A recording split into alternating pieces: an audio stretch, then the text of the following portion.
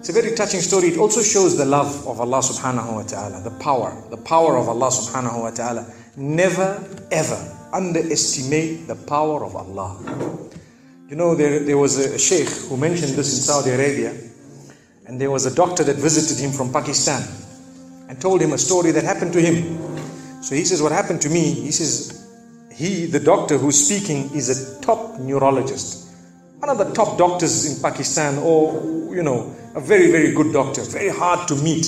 It's said that perhaps you would have to wait months on end before you can get an appointment to see him.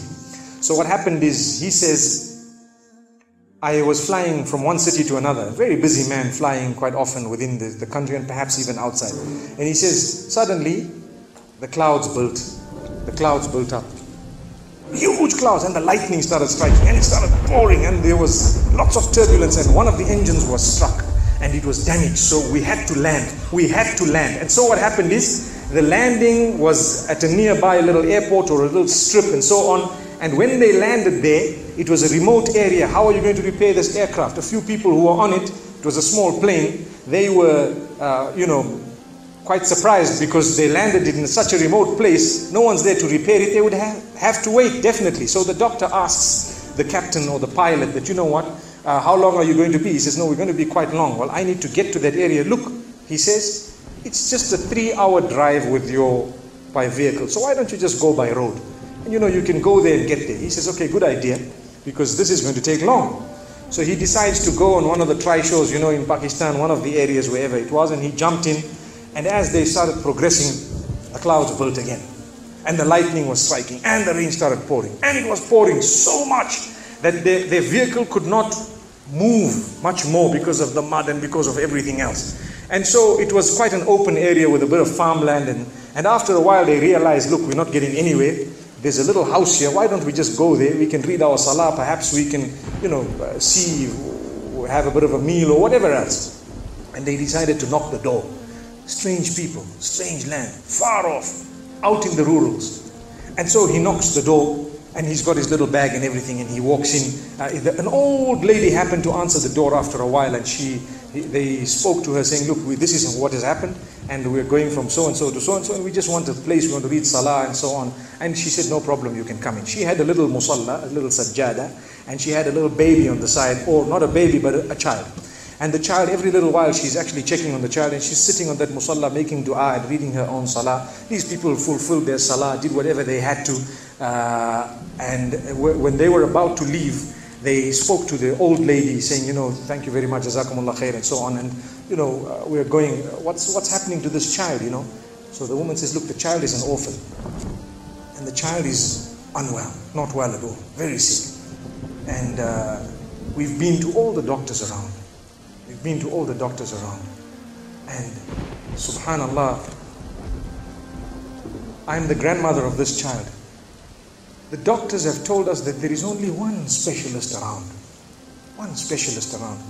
who can help this child. And we tried to make an appointment, but they asked us to come 6 months later. And it's far away. I've been making dua to Allah ever since that day. Ya Allah, make it easy for us. The child is sick. Make it easy for us, Ya Allah. So the man says, what's the name of that specialist? So the granny says, it's Dr. Ishan. Immediately this doctor burst into tears. He burst into tears. Straight away, he burst into tears. Why are you crying? Your dua has just been accepted. For your dua, the thunder came, the lightning came, the engine struck, we came down, we came on the road, the rain came again and stopped us and so on. And do you know what? The rain only stopped after the question was asked. Now it happened. And now the woman starts crying. Subhanallah. And the doctor himself is telling the story, saying, that was me. It happened to me, he says. And he says, I learned that Allah's armies are beyond limits. Allah uses whatever He wants to get what He wants done. It's over. Where in the wildest of the dreams of this person would they have felt or believed that the top man, whom it is semi-impossible to see without big appointments, would actually be driven all the way to the door, knock the door, come in here, read some salah, and they would have to serve the child here. Amazing. Wallahi, it brings tears to the eyes. But the reason I share it with you, every one of us has needs for Allah subhanahu wa ta'ala. Just keep calling. Just have yaqeen. Have conviction. If it is meant, it will definitely come in your direction.